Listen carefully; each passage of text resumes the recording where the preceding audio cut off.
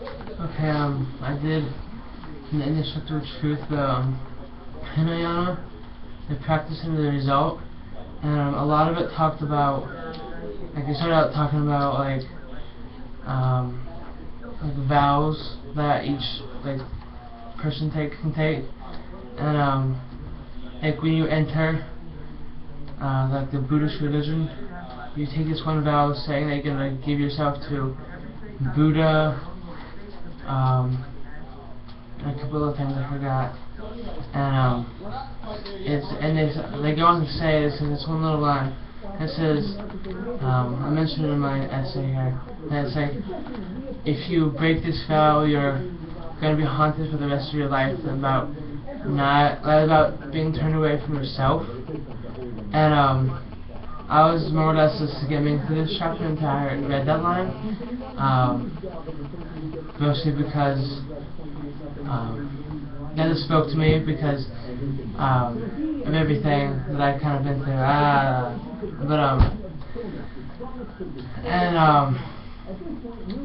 That really spoke to me personally.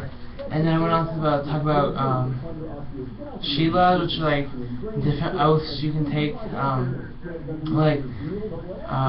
about sexual misconduct and like of the mind, of speech, and of body. And when I read the sexual misconduct one, I was like, oh, so they are more celibate than I think. And when I read that, it's like basically saying, yeah, you shouldn't have sex with somebody who's intoxicated, who's not consenting, who's sick, and all this. And that kind of surprised me, because that's a lot of what modern day society and Western society talks about. And then it goes on to talk about how the two different types of like stages of Hinayana, which is like Samartha, and I have it here, but I don't know where it is. But and it's basically talking about how like the Samartha, like the first stage, is one of the most important because it lays a foundation. And there's like three different categories: the path, ground, path, and fruition.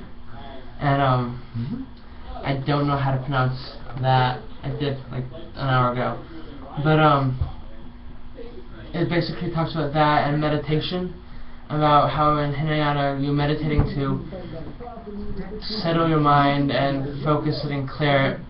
And I've always had I've always daydreamed through classes, and so that was, and since we've been meditating, it's kind of like cleared my mind and showed me another way of kind of living,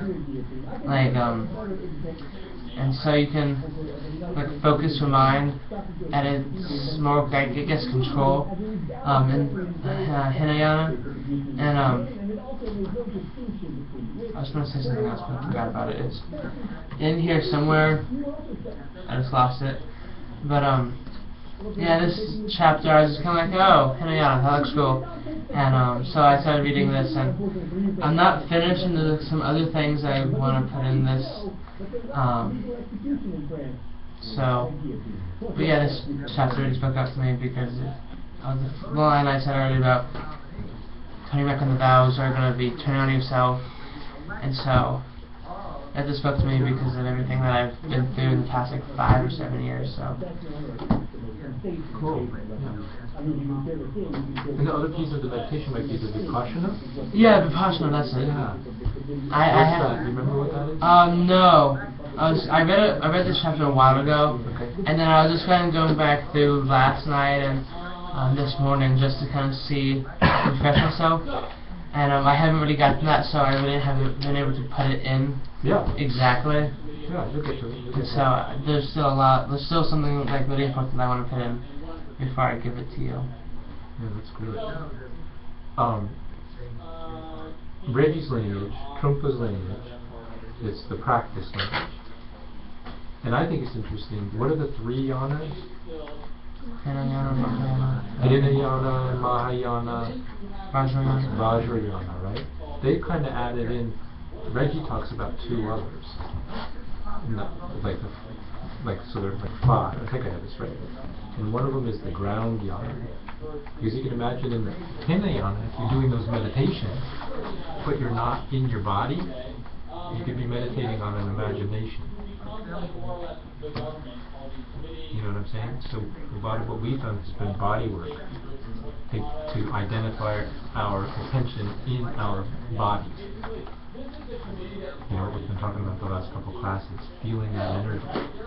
What is that? What does it feel like? And all that. So we get embodied, and then you can go to your sit-in and still thing, and then maybe you get, if you can be still, maybe some insight comes,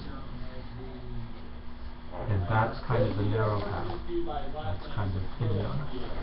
And then you go on from there. Okay, nice. Any other comments?